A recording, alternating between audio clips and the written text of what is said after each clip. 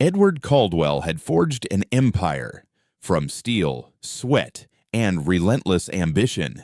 Yet on a dull afternoon at Willowcrest Cemetery, the 60-year-old tycoon stood frozen, watching an 11-year-old black girl sob at his son's grave, murmuring apologies that didn't add up. When she bolted, leaving behind only a drooping flower and a note signed Nia, thanking Lucas for saving her, Edward felt the careful scaffolding of his life begin to buckle. His son had died 3 years earlier, in a so-called accident. There should have been no link between a celebrated young doctor and this trembling child. Yet as Edward read the clumsy handwriting, he understood some truths refused to stay buried, and this girl might unlock a secret that destroyed him or restored everything. The afternoon sky sagged with low gray clouds as Edward stepped through the iron gates of Willowcrest Cemetery. Morning rain had dampened the ground, leaving the air thick with the smell of wet grass and stone. His polished shoes collected mud along the edges. He moved along the familiar path with slow, deliberate strides. This visit was a ritual he repeated every year, and it never hurt less. Edward Caldwell, founder of Caldwell Dynamics, was a self-made billionaire whose presence had dominated boardrooms for decades. But among the quiet rows of headstones, his clout meant nothing. Here, he was just a grieving father, visiting a grave that should have belonged to someone much older. Dr. Lucas Caldwell had been gone 3 years now, stolen by a violent car crash at 31. 3 years of guilt and sleepless nights. 3 years of replaying arguments he wished he could take back. Edward rounded a stand of old oaks and stopped short. Someone already knelt at Lucas's grave. A slight figure hunched before the polished stone. It was a girl, maybe 11 or 12, wearing a neat Navy school uniform with a white collar, her dark skin stark against the pale granite. She pressed a small hand to Lucas's name. 2 tight braids hung down her back, tied with faded pink ribbons. Edward froze, listening as she whispered to the stone. "I'm sorry I didn't tell you sooner," she choked out, voice raw. Her fingers traced Lucas's engraved letters, while tears slid down her cheeks. Edward's heartbeat pounded in his ears. Who was she? How could she possibly know his son? Lucas had been single, consumed by work at free clinics and outreach programs. There had never been talk of children. Edward stepped forward cautiously, a twig snapping underfoot. The sound shattered the stillness. The girl's head whipped around. Her eyes, deep brown, wide with shock, locked with his, holding a flicker of recognition and sharp fear. "Who are you?" Edward asked, his voice coming out rougher than he meant. She scrambled up, swiping at her wet cheeks, glancing past him, as if mapping escape routes. For a heartbeat, neither moved. Then she stammered, I have to go," and spun away. "Wait," Edward called, reaching out. "Please, I just want to talk." But she was already sprinting between the stones, school shoes splashing through shallow puddles, disappearing faster than he could react. His joints ached, and his chest felt heavy. Chasing a terrified child through a graveyard seemed pointless and cruel. Instead, he noticed what she'd left behind. A wilted yellow flower leaned against the base of the stone, petals browning, beside a carefully folded scrap of paper. Edward crouched with protesting knees and picked up the note. The damp paper clung slightly to his fingers. He unfolded it, breath catching. The uneven letters and crooked lines screamed of a child's hand, some words misspelled, yet unmistakably sincere. The message knocked the AIR from him. "Thank you, Lucas. You were the kindest person I ever met. I wish I could have saved you like you saved me. Nia." Edward read the lines again. And again. Saved her? From what? And who exactly was Nia? He scanned the cemetery. Nothing. Only distant traffic hummed beyond the walls.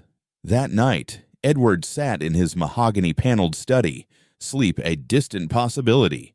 The note lay under the warm halo of his desk lamp. He turned it over and over, like the paper itself might unravel the mystery. The name NIA echoed through his thoughts. He'd believed he knew his son better than anyone. Lucas was so relentlessly compassionate, volunteering at clinics, funneling his own salary to shelters, always choosing people over profit. That gentleness had been a source of constant friction between them. Edward had envisioned Lucas taking over Caldwell Dynamics, learning that success required sacrifices and ruthless choices. Lucas had refused at every turn, choosing med school over business, grim neighborhoods over sleek corporate offices. Their last argument burned in Edward's mind like a fresh brand, impossible to forget. "You're wasting your potential," Edward had said. Voice icy. "You give everything away. That's not how you build something that lasts." Lucas's gaze had stayed calm, steady. "Maybe I don't want what you built, Dad. Maybe I want something that actually means something to people." The memory still stung, like salt in an open wound. Now, with Nia's note on his desk, Edward wondered how many lives Lucas had quietly shaped, how many other children mourned him in silence, how many Nias had his son tucked into the corners of his days. He grabbed his phone and dialed his longtime assistant. Despite the late hour, "Grant," he said when the groggy voice answered, "I need records." "Sir, it's almost midnight." "I'm aware," Edward snapped, then softened. "Check all our scholarship programs, the name NIA, and orphanages, children's charities we funded." There was a pause, as Grant woke fully. "Of course, Mr. Caldwell, I'll start now, and send you anything I find." Edward hung up, stare drifting back to the note. The name likely appeared dozens of times in databases, maybe nowhere meaningful, but he had to try. The girl's small, haunted face kept surfacing in his mind. Her expression when she'd seen him, that mix of fear and something like guilt. Dawn finally seeped into the sky, while Edward remained at his desk, nursing bitter coffee and an ache behind his eyes. By 6, his inbox chimed. Grant was calling. "Sir, the name doesn't show up in our scholarship list," he said, "but I found something else. Going through household staff files like you requested." Edward's grip tightened on the phone. "Go on." "Your housekeeper, Naomi Harris, she has a daughter named Nia, 11 years old. I dug up an old staff Christmas photo. I've emailed IT." Edward's heart lurched. Naomi had worked for him over a decade. Quiet, efficient, almost invisible. He knew her reliability, not her life. His phone buzzed. He opened the attachment and felt his breath hitch. Naomi stood beside a little girl, younger but unmistakably the child from the cemetery. Nia's braids were shorter, her smile shy. Edward stared, thoughts spinning toward dark possibilities he didn't want to consider. Had Lucas and Naomi been involved? Had there been some hidden affair? Was Nia secretly Lucas's daughter? The idea turned his stomach, not because of Naomi or Nia, but because it would mean Lucas had carried a monumental secret Edward never even noticed. Then practicality cut through. The timeline didn't work. Nia was 11. She would have been 8 when Lucas died. If she'd been his child, legal paperwork, custody arrangements, something official would exist. So why had she wept at his grave, like she'd lost her world? What truly bound them together? A long-buried memory surfaced. Lucas talking about kids at the clinic, about a little girl who loved art, who reminded him of himself as a kid. Edward had brushed it off, too wrapped up in profit forecasts and quarterly targets to actually listen. Now those vague scraps sharpened. Lucas mentioning art classes, cheap music lessons, talking about giving a child opportunities she'd never get otherwise. Had he been talking about Nia Harris all along? Edward shoved away from the desk, heart-pounding. He needed answers, but he had to be tactical. Marching into Naomi's quarters, demanding explanations, would only scare her into silence. If Lucas had trusted her with something dangerous, she'd protect her daughter fiercely. Edward decided to wait until evening, to approach carefully when she returned to the staff wing after her shift. The day crawled like wet cement. Edward stumbled through conference calls and contract revisions, mind never truly leaving Willowcrest or the trembling notes of Nia's voice. The scrap of paper burned in his pocket, as if carrying its own small, insistent heartbeat against his chest. At last, as the sun slid low, Edward walked to the smaller building behind the mansion, where his staff lived. Naomi's little apartment waited on the second floor. He climbed the stairs, heart thudding absurdly hard for a man who usually stared down hostile investors without flinching. He raised his hand to knock and froze. Voices drifted through the thin door. "Mom, I'm sorry," came Nia's small, shaking voice.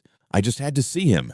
Naomi's reply was tight with fear. "I told you not to go there anymore. If Mr. Caldwell finds out—" "But I miss him," Nia sobbed. "I miss Lucas so much." A long silence followed. Then Naomi's voice dropped to a near whisper. "I know, baby, I know. But we have to be careful. He can never know the truth. Do you understand? Never." Edward's blood ran cold. His hand hovered inches from the wood. What truth? What were they hiding about his son? Footsteps approached the door inside. Edward stepped back into the dim stairwell, pressing himself into the shadows as the door opened. And Naomi stepped into the hall, phone at her ear. "She promised she wouldn't go back," Naomi whispered urgently. "He can't ever find out. It would blow everything apart." Edward watched her disappear around the corner, his mind a storm of dread and half-formed theories. For the first time, he wondered if Lucas's death had truly been random. The next morning broke gray and cold. Edward hadn't slept. Dark circles pooled beneath his eyes, but determination had hardened inside him like steel. He found Naomi dusting shelves in the library, moving with the familiar, quiet efficiency he'd never bothered to see beyond. She didn't notice him at first. "Naomi," he said, voice level. She flinched and turned. "Mr. Caldwell, I didn't hear you come in. Can I get you coffee?" "No." He closed the door behind him. "I have questions. First, where is your daughter today?" A flicker of alarm crossed her face before she smoothed it away. "At school, sir." Her tone was cautious. "Why do you ask?" Edward decided on a controlled strike. "I visited Lucas's grave yesterday," he said calmly. Naomi's fingers tightened around the cloth in her hand. "I saw a young girl there, crying." He continued. "She called him by his first name. She left this." He pulled the note from his pocket. The cloth slipped from Naomi's grasp, fluttering to the floor. For a long beat, neither moved or spoke. Naomi bent to retrieve it, hands shaking. "Sir, I can explain," she began. "You will," Edward cut in, his patience fraying. "You'll explain how your daughter knew my son well enough to sob at his grave. You'll explain what she meant about him saving her. And you'll explain what truth you're hiding from me." Naomi's face went almost gray. Her gaze flicked toward the door, as if judging her odds of escape. Finally, she sagged slightly, voice barely audible. "Nia met Dr. Lucas at a hospital charity event 3 years ago," she whispered. "She was very sick, and he was kind." She swallowed. "That's all, Mr. Caldwell, just kindness." "That's not all." Edward held up the note. "She wrote this. You saved me." "Saved her from what?" Tears pooled in Naomi's eyes. "Please, sir, she's just a child. She doesn't understand the consequences." "Consequences of what?" His voice rose despite himself. "What are you keeping from me?" Naomi shook her head, tears spilling over. "I can't. I promised him," she choked. "I promised Lucas." Hearing his son's name spoken with such intimate grief disarmed Edward's anger. In over a decade, he'd barely seen Naomi show any emotion. She had been background, like furniture, reliable, invisible. Suddenly he saw a woman carrying fear and sorrow she'd never been paid to share. "Leave," he rasped quietly. "We'll talk later." Naomi fled, shoulders shaking, leaving him alone with questions. Over the next 2 days, Edward became consumed. He pulled out boxes of Lucas's belongings he'd stored away, telling himself he'd sort them someday. That vague someday had arrived. He dug through files, notebooks, and a laptop he'd never bothered to unlock before. On the laptop, he found meticulous spreadsheets tracking Lucas's charity work, lists of children, diagnoses, treatment costs, notes on who had received help. Edward scrolled through line after line, realization tightening his chest. Lucas had quietly built his own kind of empire, one rooted in mercy, not profit. Then he saw it. Nia Harris, age 8 at time of entry. Diagnosis: severe asthma complicated by pneumonia. Estimated cost: $8,000. Status: paid in full by Edward Caldwell. A note read, "Bright kid. Mom works hard. The world should be kinder to families like theirs." Edward leaned back, something cracking open inside. This wasn't a scandal or hidden romance. It was Lucas being exactly who he'd always been, seeing need and stepping in, expecting no recognition. But if it was so simple, why were Naomi and Nia so terrified to talk? He needed more context. Edward drove to the Eastbridge Community Clinic where Lucas had spent countless hours. The building sat between a tired laundromat and a boarded-up mini-mart, the paint peeling, windows spiderwebbed with cracks. His luxury sedan looked absurd parked at the curb. Inside, the waiting room overflowed. The air reeked of disinfectant and something heavier. Desperation, maybe. The receptionist barely looked up until he mentioned Lucas's name. Her expression softened. "Dr. Luke," she said warmly. "Let me grab Nurse Patterson. She practically ran this place with him." An older black woman with kind, sharp eyes and gray-streaked hair emerged. She studied Edward a moment. "You said you're his father?" "Edward Caldwell." Her face filled with sorrow. "I'm so sorry. Your boy. He was special. One of the good ones." Edward swallowed. "I need to ask about Nia Harris. Recognition lit her features." "Nia? Of course I remember that child. Sweet as sugar. Used to come in wheezing so bad. Her poor mama terrified." She gestured toward a tiny break room. "Come sit. This isn't a hallway conversation." They sat with styrofoam cups of weak coffee. "Nia came in one night, barely breathing," Nurse Patterson said. "Her mama didn't have insurance. No money for the ER. Dr. Luke didn't even hesitate. He took over, got her stabilized, and quietly covered the hospital bill himself." Edward's throat tightened. That sounded exactly like Lucas. "He didn't stop there," she continued. "He kept checking on her, bringing samples, making sure she stayed on her meds. Then he found out she loved drawing, couldn't stop sketching. He talked about art classes, maybe music down the line, said she deserved chances." The nurse rose and plucked a photo from a bulletin board. She handed it to Edward. Lucas knelt beside a younger Nia in a small playground, both spattered with paint, laughing at something unseen. The timestamp read 2 months before the fatal crash. "He'd bring her by some Saturdays," Nurse Patterson said. "Let her play out back. Talk to her about sticking with school, dreaming big. That little girl adored him. After he died," her voice trailed off. "She was wrecked, cried through the whole funeral." Edward's vision blurred. He'd been drowning in his own grief then, never considering the patients, the kids, colleagues who'd lost Lucas too. "May I keep this?" he asked hoarsely. "Of course," she said gently. Dr. Luke would have wanted his daddy to know who he really was. Edward left the clinic feeling dazed.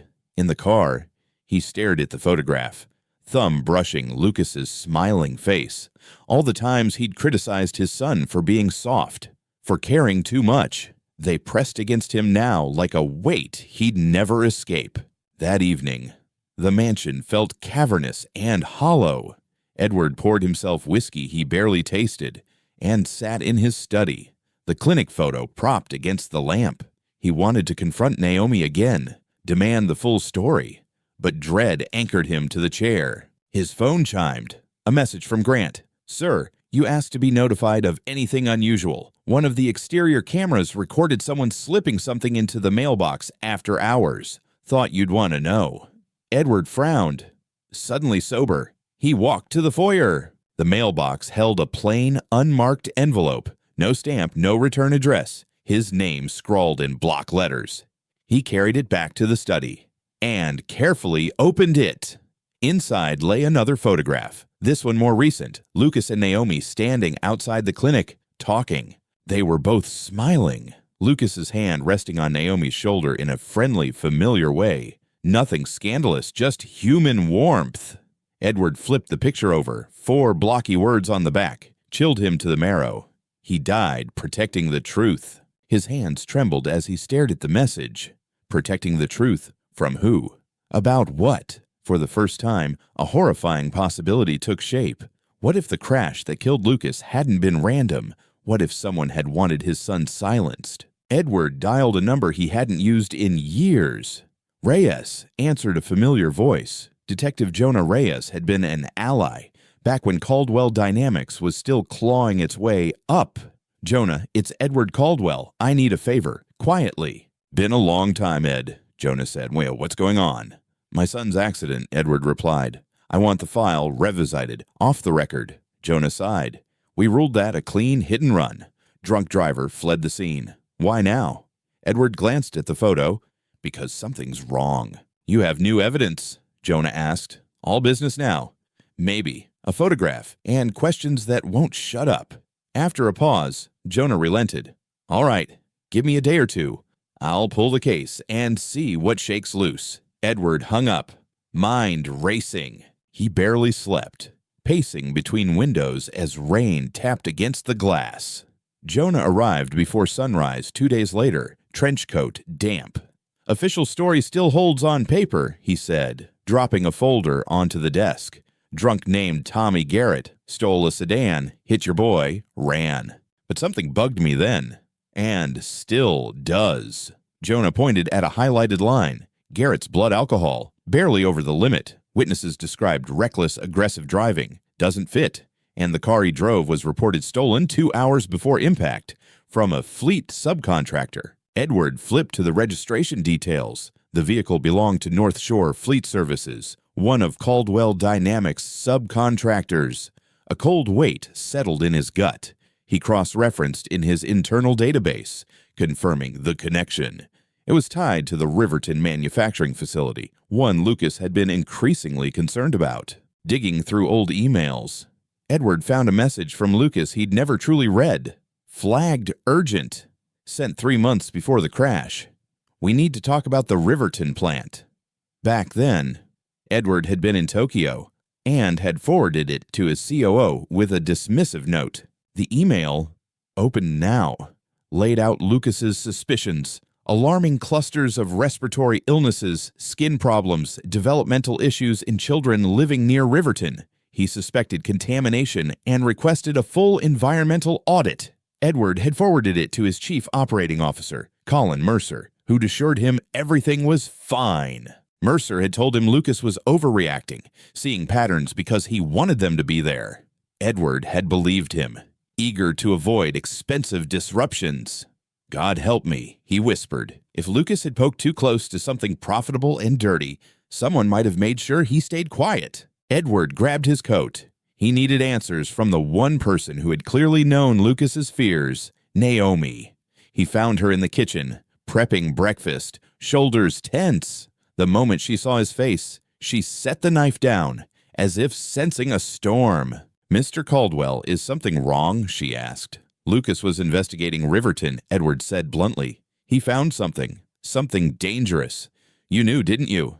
Naomi's face crumpled. She checked the doorway and lowered her voice. He came to me 6 weeks before he died, she whispered. He was scared. He'd uncovered dumping logs, chemical reports that didn't match what Caldwell Dynamics was filing with regulators. Our neighborhood's water, our air, it was poisoned. He said kids getting sick wasn't just bad luck. Edward felt the room tilt. Why not bring it directly to me? He tried, Naomi said, tears streaming. Emails disappeared. Meetings got canceled. People he trusted started acting off. He didn't know who inside the company he could still trust, so he came to me. I know the families in that neighborhood. We were collecting statements. We were going to the press, to the Environmental Protection Agency. He had a meeting scheduled the Monday after. Her voice broke. Instead, we buried him. Edward sank into a chair, legs gone weak. Where's the evidence now? The records, the proof? He asked. I don't know, Naomi said. He told me he'd hidden everything somewhere safe, somewhere no one would think to look, but he never got to tell me where. Another thought hit Edward like a truck. The night of the crash, where was he going? Naomi's eyes widened as the pieces aligned. He was driving Anaya home from the clinic, she whispered. She'd had a bad asthma attack, and I was here working late. Lucas offered to take her back to our apartment. Her voice shook. She was in the car. Edward's breath stuttered. Nia was there? During the crash? Naomi nodded, hugging herself. He managed to pull her out before the car caught fire. He pushed her away and told her to run, to get help. She covered her mouth, sobbing. He died, saving my baby. Edward's heart shattered under the weight of that truth. Lucas hadn't just died protecting a principal. He'd died shielding a terrified child. And Edward had never asked who else had been hurt that night. I need to talk to her, he said. She might remember something. No, Naomi said sharply, wiping her face. She already has nightmares. She blames herself for not doing more. I won't drag her through it again. For your conscience. This isn't about my conscience, Edward protested. If she saw anything that helps us hold responsible people accountable. Accountable? Naomi cut in bitterly. Where was that word when Lucas begged you to listen? With respect, sir, you ignored him when he was alive. Forgive me if I don't trust you now. Edward had no answer. Her accusation landed with painful accuracy. He left, numb yet resolved. He couldn't undo the past, but he could stop ignoring it. Over the following days, Edward pored over financial reports from Caldwell Dynamics. He hired a discreet private investigator named Maya Lynn to quietly ensure Naomi and Nia were safe, and to monitor any suspicious activity around them. The deeper he dug, the worse it looked. Shell companies receiving hefty payments from Riverton, consulting fees that made no sense, undisclosed settlements with families near the plant who had sued over health issues before abruptly dropping their cases. Each breadcrumb pointed back to one central figure, Colin Mercer. Mercer, his trusted COO, had apparently been burying the contamination for years, likely cashing in while doing it. When Lucas started tugging at the loose threads, Mercer had every motive to remove the problem. Edward's chest burned with equal parts rage and shame as he scrolled through transaction histories. He was staring at a suspicious transfer when Maya called. Mr. Caldwell, we've got a situation, she said. Naomi and Nia left their building early this morning with packed bags. They boarded a northbound bus. Looks like they're running. Edward's stomach knotted.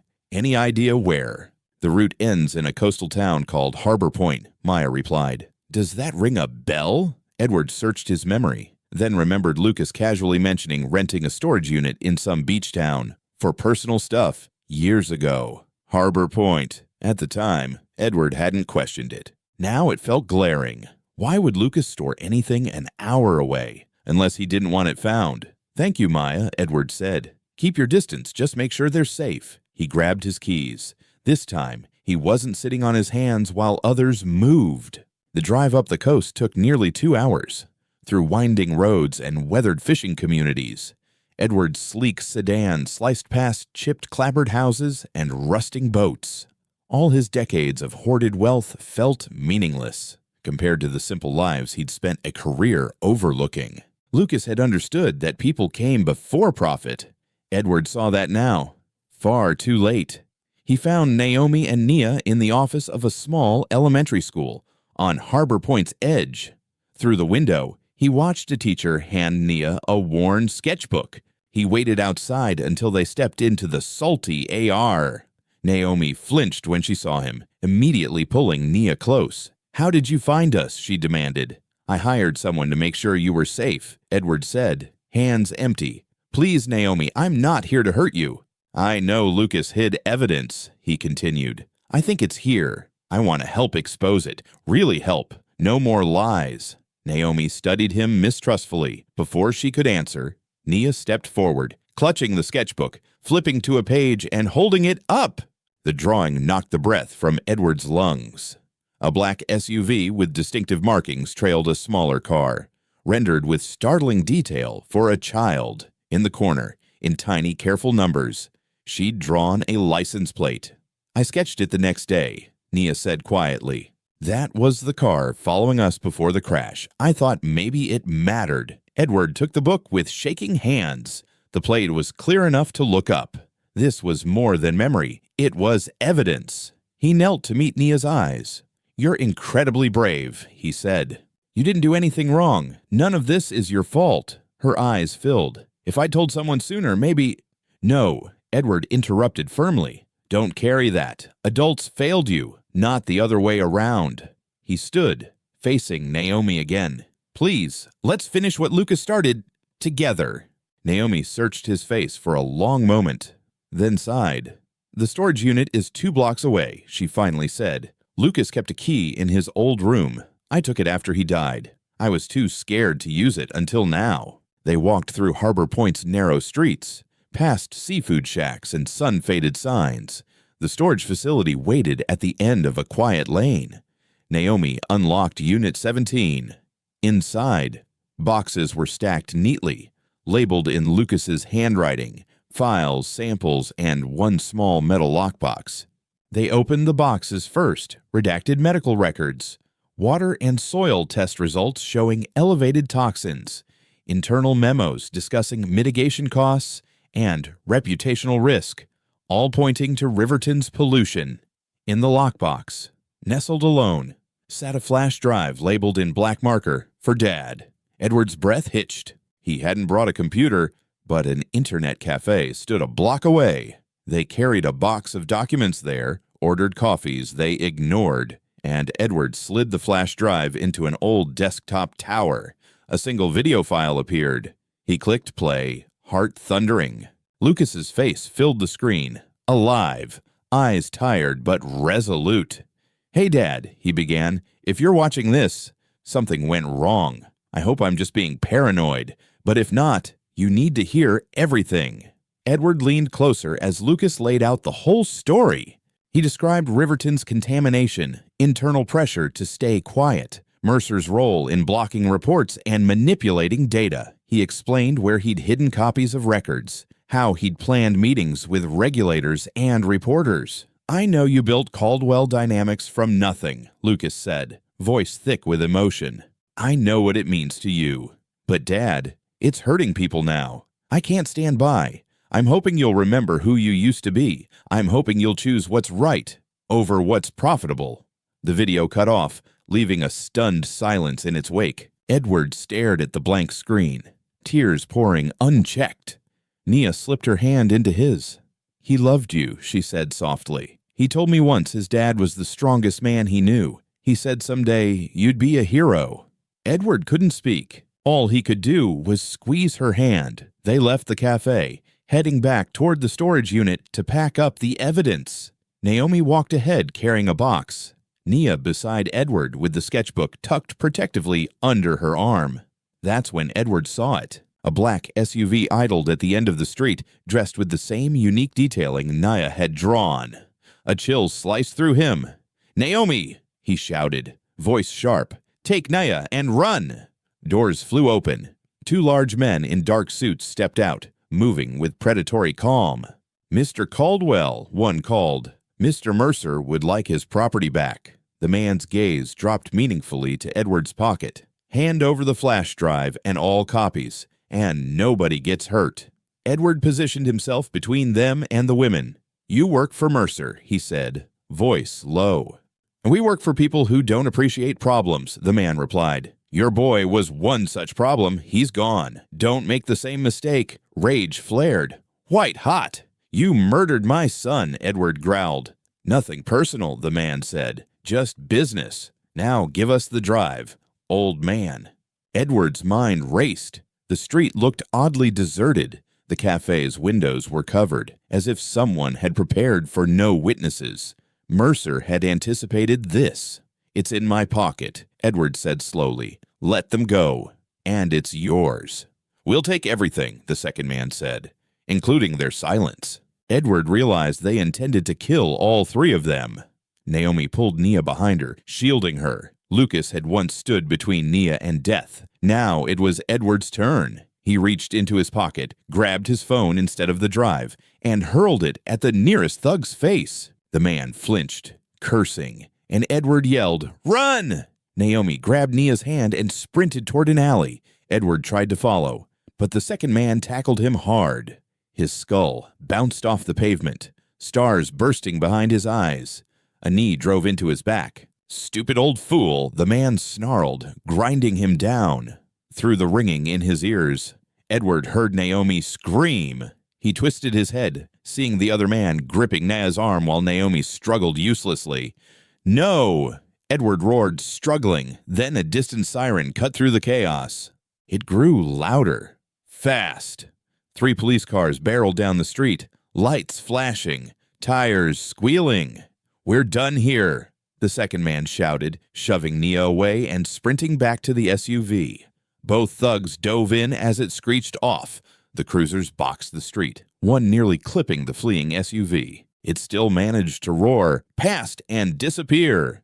Detective Jonah Reyes climbed from the lead car, gun drawn, then hurried to Edward's side. "You alive?" he asked, offering a hand up. Edward nodded woozily. "How did you know we were here?" Edward rasped.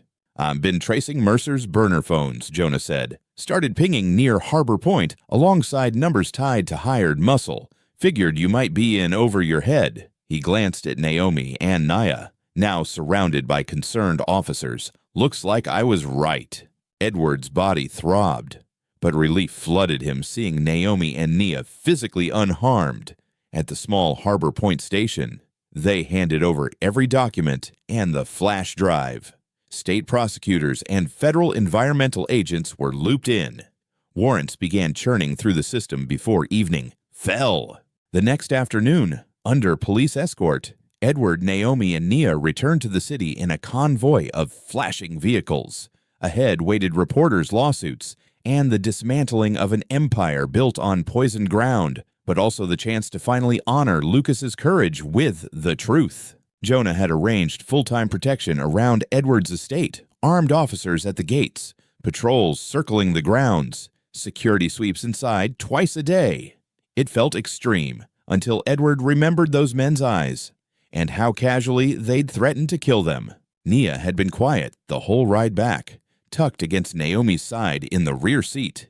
In the mirror, Edward watched Naomi stroke her daughter's braids, murmuring soothing words he couldn't quite catch over the hum of the engine. When they pulled up in front of the mansion, Nia's eyes grew huge. She'd never stepped into the main house before, only the staff wing where she sometimes waited for Naomi. "It looks like a palace," she whispered, awestruck and small. "Honestly, it's too big," Edward admitted. "Too empty. I didn't understand how empty until recently." He showed them 2 guest suites on the second floor, each with its own bathroom and views over the gardens. Naomi looked uneasy accepting them, but he insisted.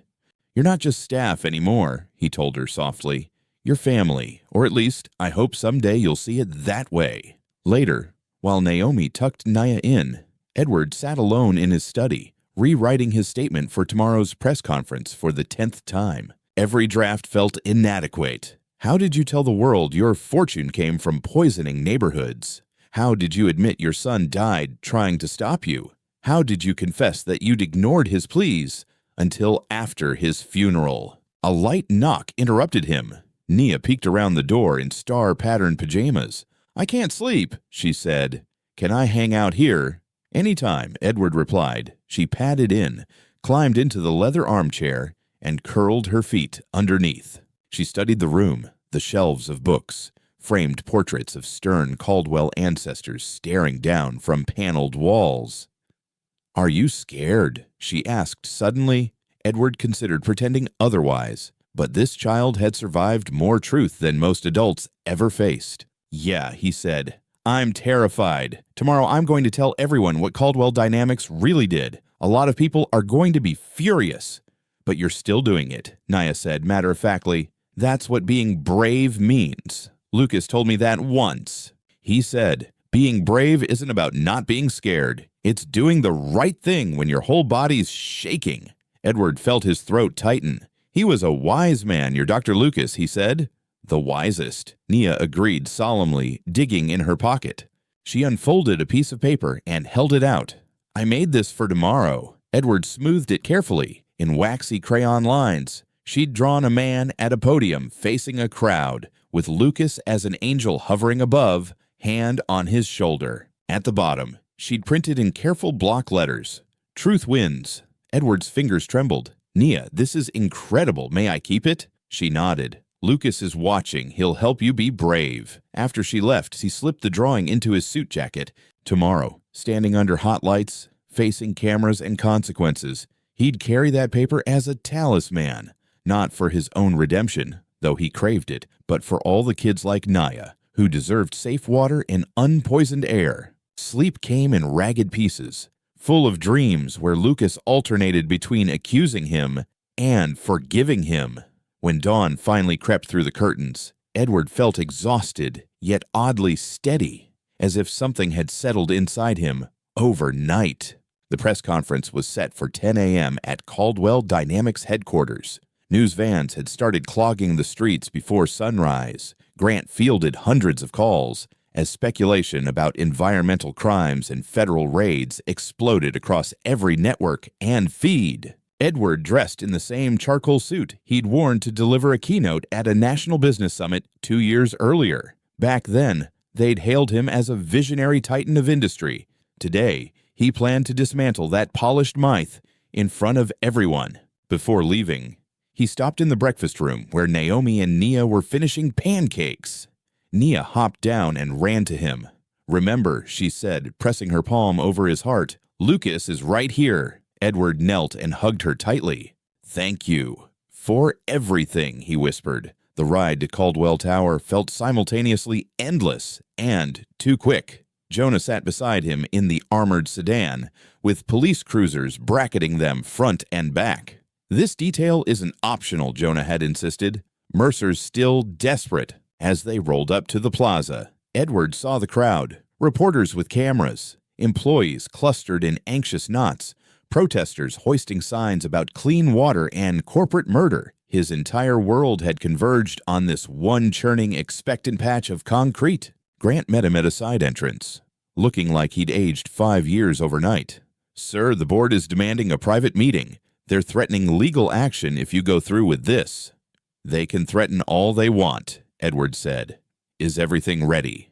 "Podium set. Audio checks out. Document packets went to major outlets an hour ago," Grant answered. "But are you absolutely certain?" "I've never been clear about anything," Edward said. They moved toward the main atrium, the murmur of the crowd growing louder with each step.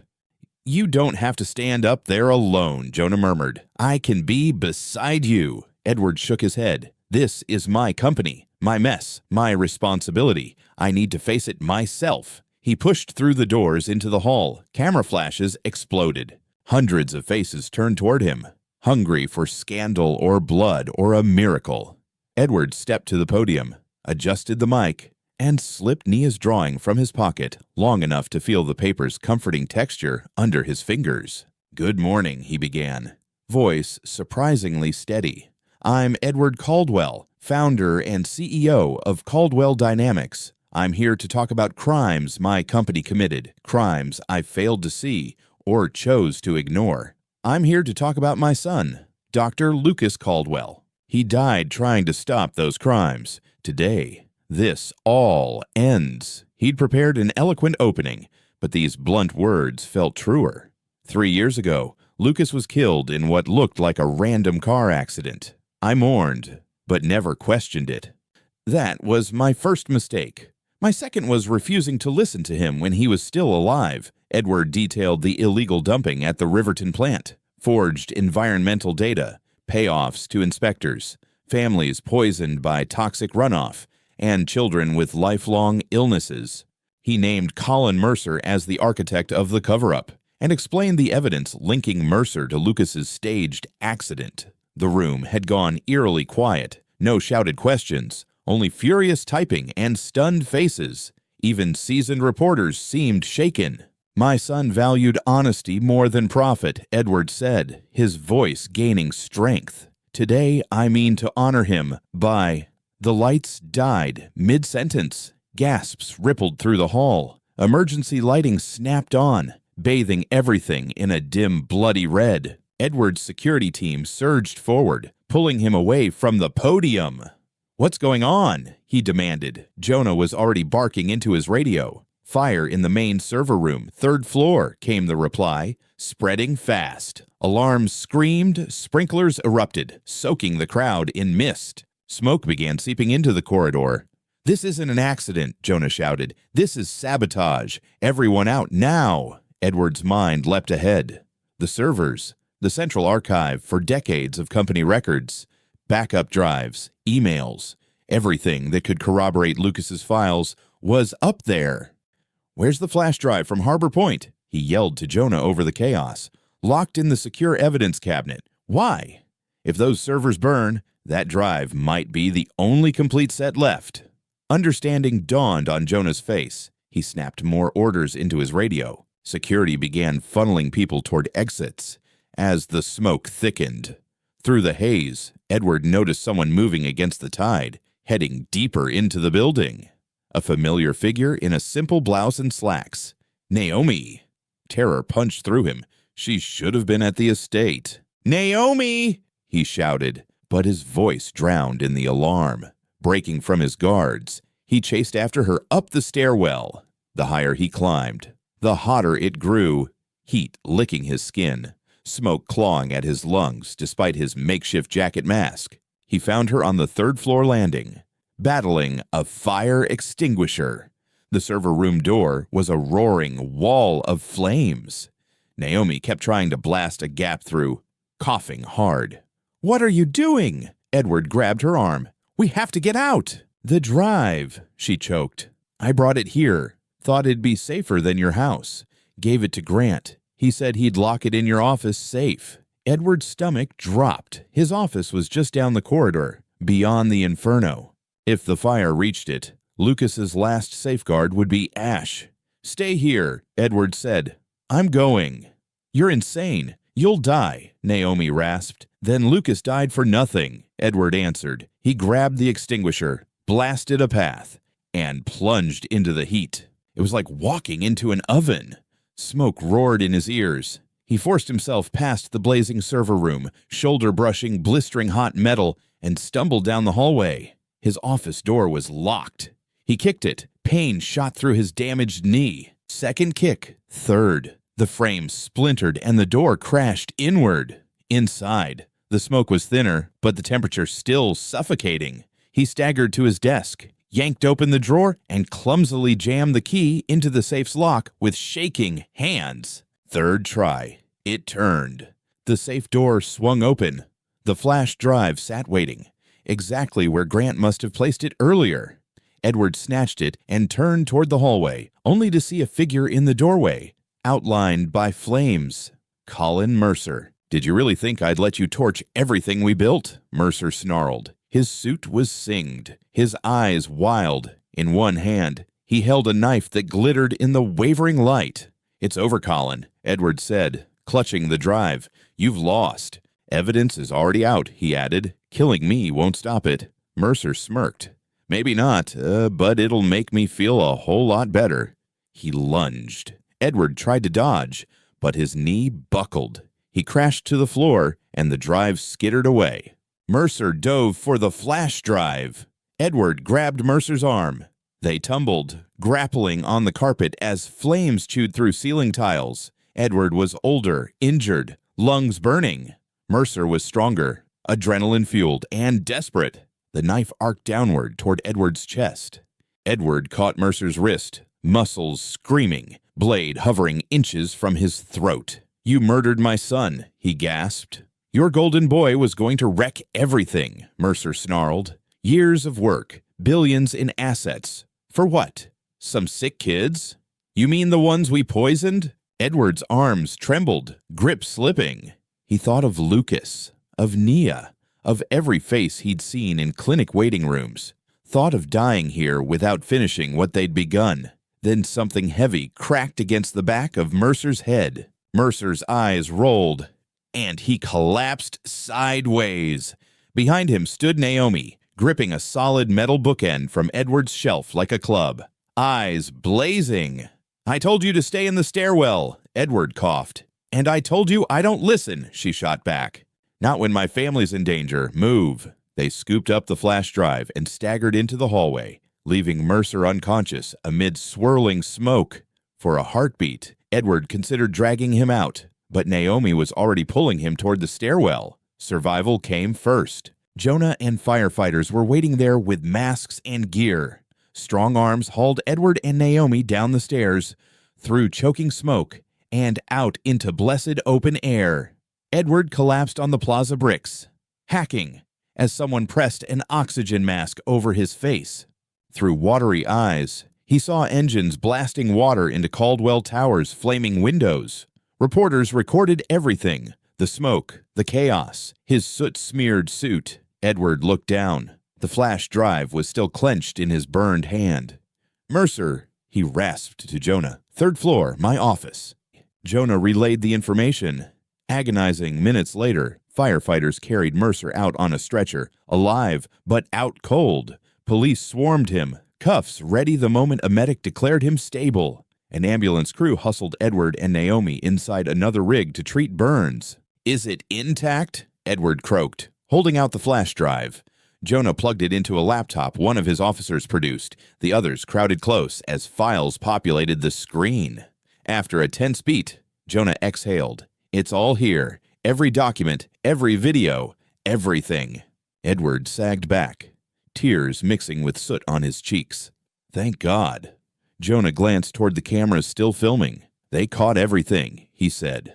"Fire, the fight, you going back inside. It's already online. People are asking what happens now." Edward stared at the smoking tower, the symbol of his life's work, scorched but standing. Then he looked at Naomi, at the flash drive, at the police and firefighters around them. "What happens now?" he said slowly. "Now we finish what Lucas started." An hour later, bandages wrapping his hands, shirt ruined, hair still damp from decontamination spray, Edward stepped back onto the plaza. The microphones were soggy, but still worked. Cameras zoomed in on his ash-streaked face as he gripped the podium. "As you've seen, someone tried to stop this truth from coming out today," he said, voice hoarse yet steady. "They failed. Caldwell Dynamics committed environmental crimes that harmed hundreds of families. My son died trying to reveal them. He will not have died in vain." He repeated the revelations, this time anchored by images of flames and violence fresh in everyone's mind. Mercer's limp, cuffed form being loaded into an ambulance played on screens behind reporters. The story was already bigger than any statement he could make. Effective immediately, Edward said, "I'm dissolving our current leadership structure and resigning as CEO. An independent oversight board will control Caldwell Dynamics for at least 5 years. All net profits will fund cleanup and medical care for impacted communities. This is a down payment on justice." Questions erupted, but he raised his bandaged hand. "There's one more voice you need to hear." He gestured toward the side of the plaza where Naomi and Nia stood with Jonah. Nia had refused to stay at the estate once she heard about the fire. She walked forward, hand in Naomi's, until she reached the podium. Edward lifted her so she could see over it. Nia looked out at the crowd, eyes still red from crying, clutching her drawing with "Truth Wins" written across the bottom.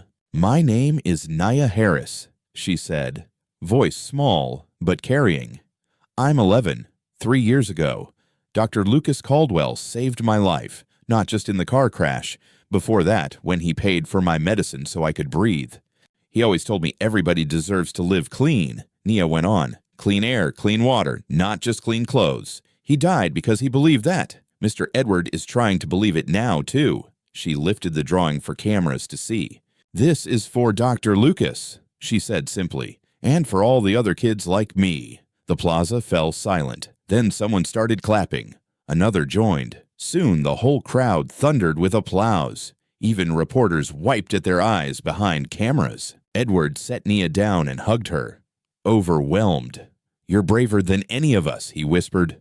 "I learned from the best," she whispered back. The road ahead would be brutal. Lawsuits, criminal trials, ruined reputation, but for the first time, he felt aligned with his son. The days after the press conference blurred into a storm of subpoenas, depositions, and interviews. Outside the mansion, security vans and news trucks lined the street. Inside, something unexpected happened. The cold, echoing spaces began to feel lived in, almost warm. Nia's laughter rang down hallways that had known only silence. She and Naomi explored unused rooms, turning one into a makeshift art studio. Naomi wanted to move back to their cramped apartment once the immediate danger passed. Edward convinced her Nia's safety came first. Truthfully, he just didn't want them to go. For the first time since Lucas's death, the house felt like an actual home, not a mausoleum full of expensive ghosts.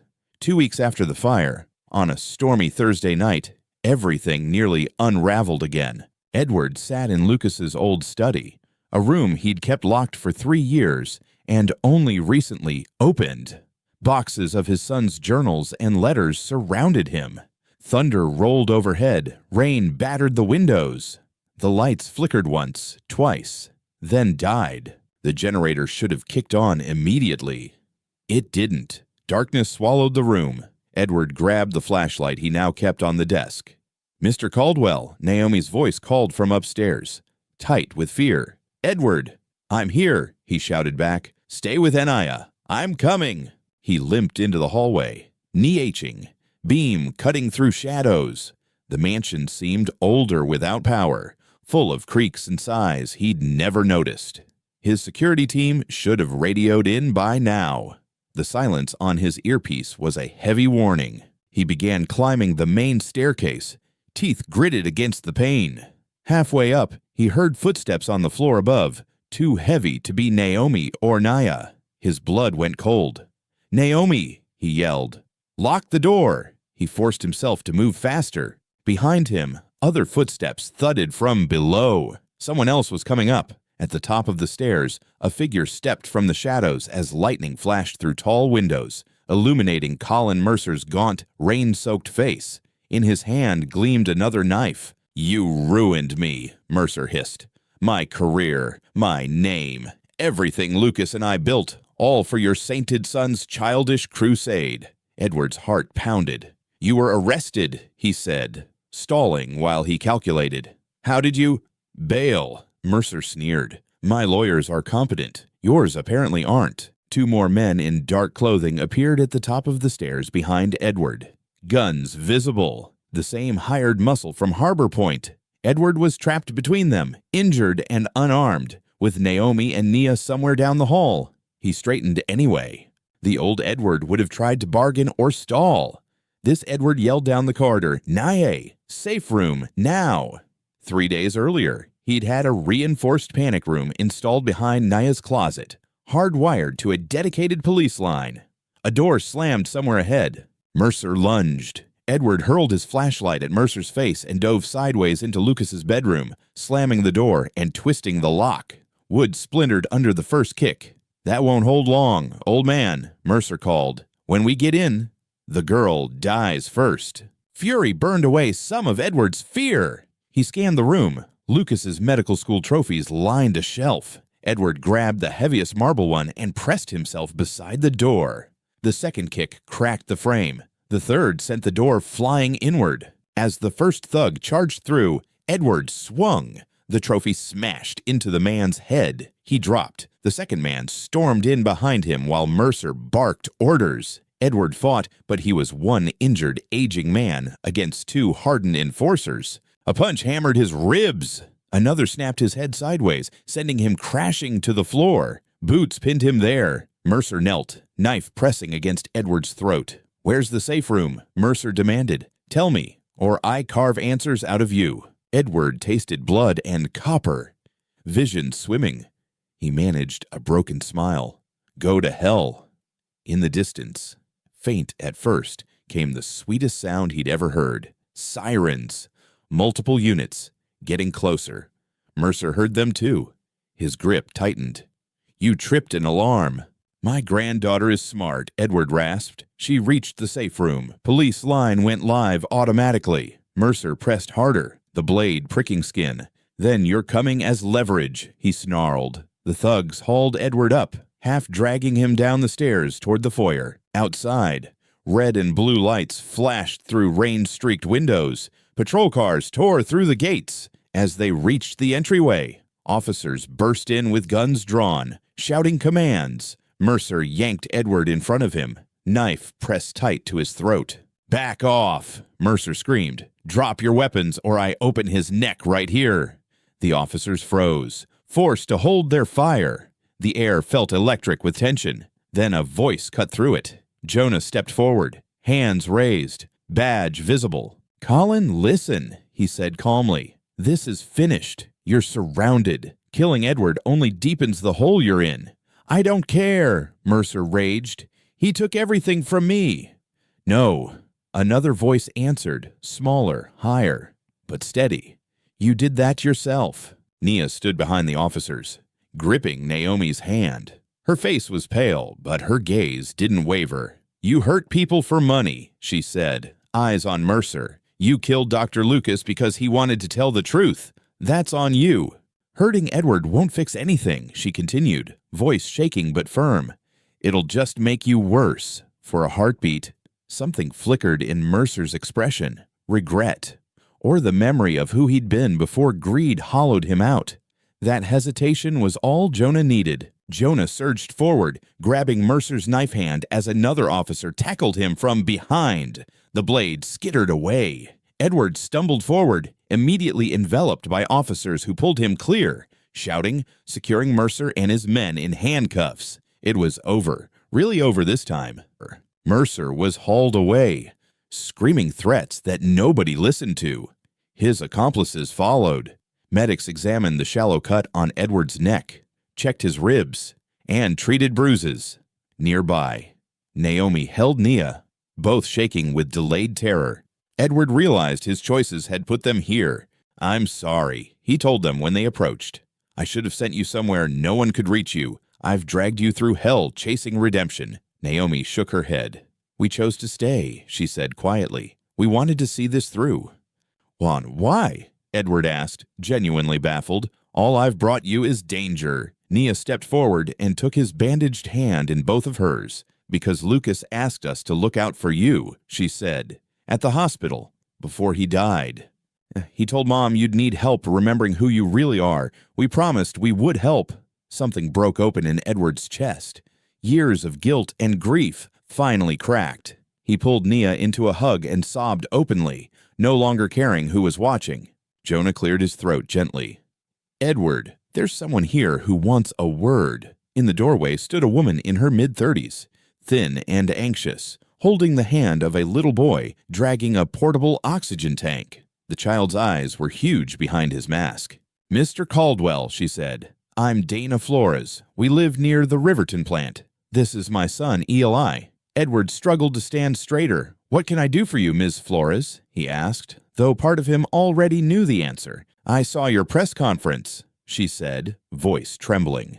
"You talked about medical care for families like ours. Eli's been sick since he was 3. Doctors say his lungs are scarred, probably environmental. We can't afford the treatments he needs." She handed him a worn folder. Inside were photos of a healthy toddler, gradually swallowed by illness, stacks of bills, and cold rejection letters from insurers. "I don't know if you meant what you said," Dana whispered, "but if you did, please." Edward's eyes burned as he looked from the folder to Eli's frightened gaze. "I meant every word," he said roughly. "Give your information to Detective Reyes. Your son will get whatever treatment he needs.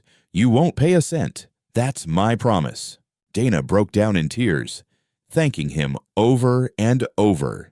As Jonah took her statement, more people came. Neighbors, workers, parents. A mother with a daughter facing developmental delays. An older man with cancer. A young couple whose baby had been born with defects. Word had spread. Edward Caldwell was answering his own front door and actually listening. He met them one by one, took their stories, and promised help funded by selling off the life he'd once been so proud of. The line stretched into dawn. The following weeks were relentless. Edward sold his yacht, properties, art, and most of his luxury cars. He kept only the mansion, and that only because it now housed Naomi and NIA, the closest thing he had to family. The proceeds seeded the Lucas Caldwell Foundation, underwriting cleanup, medical care, and long-term monitoring in scorched communities. Meanwhile, Colin Mercer's trial dominated headlines. Prosecutors laid out corporate fraud, environmental atrocities, and conspiracy to murder. The evidence was crushing. Lucas's recorded message played for the jury, Naomi testified. Nia bravely described the crash and the SUV that stalked them. Edward took the stand and confessed his failures without excuses. On verdict day, he sat between Naomi and Nia, palms sweating. Mercer, in an orange jumpsuit, stared straight ahead as the jury four-person read, on the charge of corporate manslaughter, guilty. On conspiracy to commit murder, guilty. On all environmental counts, guilty.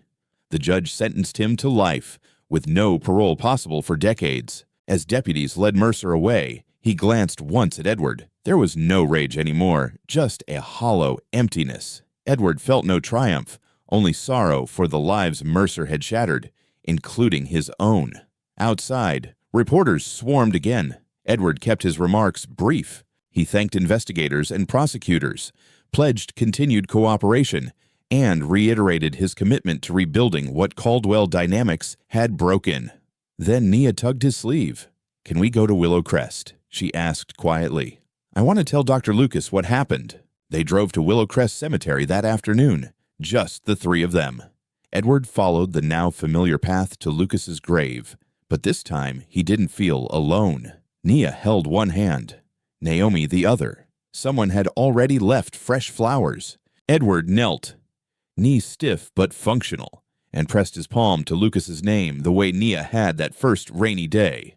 "We did it, son," he murmured. "Mercer's behind bars. Cleanup's started. Families are getting care. It's not enough, but it's a start."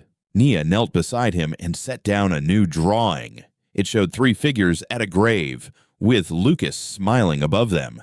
"I added us," she said, "because we're a family now. That's okay, right? Sharing him." Edward pulled her into his arms, eyes stinging. "I think Lucas would love that," he said. They sat there together in the soft quiet. Three people bound by loss, love, and a promise to honor a good man's life with better choices. 6 months later, Edward stood at the edge of the former Riverton site. The smokestacks were gone, the plant demolished. Fresh soil and test wells dotted the landscape. In their place, steel skeletons of a new building were rising against the sky. The sign on the construction fence read, "The Lucas Caldwell Community Health Center." It would offer free primary care, mental health support, environmental testing, and education. Naomi had helped design it with neighborhood residents, centering what they said they truly needed. A temporary clinic already operated in trailers nearby. Edward visited often, listening to stories from patients whose illnesses traced back to his old bottom line. "Mr. Edward!" Nia shouted, racing across the lot in an oversized hard hat. She'd become the project's unofficial mascot. "Come see, they're putting up the sign," she said. Edward followed her to where workers hoisted the main entrance plaque into place. The Dr. Lucas Caldwell Center for Health and Justice. Below, in bronze, was a quote from Lucas's journal. "Healing begins when we choose people over profit." A small crowd clapped as the bolts were tightened. Edward spotted Donna and Eli, now running around without an oxygen tank. The elderly man whose cancer was in remission. The young couple's baby, chubby and grinning. Dozens of families whose lives were finally turning. Naomi stepped to his side, watching the sign settle. "He'd have adored this," she said. "Yeah," Edward agreed softly. "He would have." That evening, they drove back to the mansion for their usual quiet dinner, a ritual that had become the anchor of his days. They ate together at the smaller kitchen table, rather than the cavernous, formal dining room. Edward now knew that Nia preferred extra syrup on waffles, that Naomi hated olives, that shared meals did more for healing than any board meeting ever had. Afterward, Nia grabbed his hand. "I want to show you something." She led him to the former formal sitting room, now her art studio. The walls were covered with drawings and paintings, moments from the last year etched in color and line.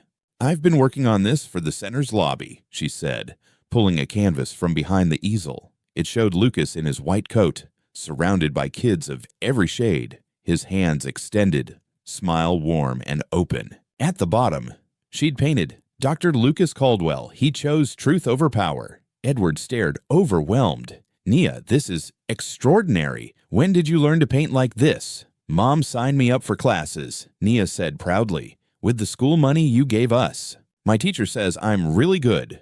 You're more than good, Edward said, voice thick. You've got his heart. You see people the way he did. Nia hugged him. That's because good people taught me. Lucas first, then Mom, then you.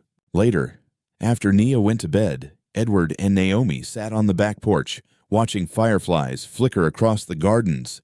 Warm summer air wrapped around them. The chaos of courtrooms and cameras felt far away, replaced by crickets and distant city hum. I've been thinking about what comes next, Naomi said carefully. The trial's done, the foundation's running, cleanup's underway. Maybe it's time Nia and I looked for our own place. Panic flared in Edward's chest before he could tamp it down. Did something happen? Did I do something wrong? He blurted. No, Naomi said quickly. You've been more generous than we could ever repay. It's just, we've been living in your home, eating your food. At some point, we should stand on our own again. What if I don't want you to go? Edward asked before he could stop himself. Not as employees or charity cases, as my family. Naomi blinked, surprised. Richard, I know how we started, he rushed on. Boss and housekeeper, power imbalance, lines crossed by circumstances. But these months with you and Nia, they've been the best I've had since Lucas was little. Maybe ever. This house was a tomb. You two brought it back to life. I don't want to lose that again. He took a breath. I'm not asking for anything romantic or complicated. Just stay. Let me be Nia's grandfather in everything but blood. Let me be your friend, your ally. Let us choose each other as family. Naomi was quiet a long time. Then she squeezed his hand. Nia asked me last week if you're her grandpa now, she said. I told her family isn't always blood. It's the people who stay. If you're sure, we'll stay. Months later, leaving Willowcrest after a memorial gathering, Edward glanced in the rear view. Nia sat drawing as always, 3 figures by a sparkling river, kids playing. Lucas smiling from the corner. What's it called? He asked. Tomorrow, she said, because that's what Lucas gave us. Lesson 1. The truth will find its way to the surface. If you've lived long enough to see children become grandparents, you know something Edward Caldwell had to learn the hard way. Truth doesn't stay buried. For years, he told himself his son's death was a tragic accident, and that the money from his steel and chemical plants was simply the price of doing business. But one rainy afternoon at a quiet grave, an 11-year-old girl with braids and a crumpled note cracked his world wide open. Many of us have watched families keep secrets about money, health, war, addiction, hoping time would cover them over. Edward's story reminds us that hidden harm, whether in a household or a corporation, always leaks out. It may come through a child's tears, a doctor's chart, or poisoned water in a kitchen sink, but it comes. For older Americans who have seen scandals rise and fall, this lesson rings clear. Facing the truth late is painful, but refusing to face it is deadly. Lesson 2. It is never too late to take responsibility. By the time Edward understood what his company had done, his hair was gray, his body tired, and his only son buried. It would have been easy to shrug and say, "It's too late now." Instead, he walked into the spotlight, admitted his failures on live television, and risked his own safety to protect the evidence his son died to preserve. Many of you know what it is to look back and wish you had listened sooner to a spouse, a child, a doctor, or your own conscience. Edward cannot bring Lucas back, and neither can we rewrite our yesterdays. But his courage shows that at 70 or 17, we can still say, "The buck stops with me," and choose to make wrong things as right as we can. Lesson 3. The legacy we leave is measured in people, not profit. In the end, Edward sells his yachts, art, and extra houses, and uses that fortune to clean rivers, heal sick children, and build a clinic in Lucas's name. The mansion that once echoed with loneliness now holds the laughter of Nia and the steady strength of Naomi, a chosen family stitched together by truth and love. For those of us in our later years, that is the deepest lesson of all. The numbers on a bank statement fade. The buildings with our names on them crumble. What lasts are the lives we protect, the communities we repair, and the children who can breathe easier because we finally chose people over profit. If Edward's journey from denial to courage and sacrifice touched you, I'd love to hear your thoughts. At this stage in your life, what truths have finally come to the surface for you about family, health, money, or the kind of legacy you want to leave behind? Do you believe it's ever truly too late to change course?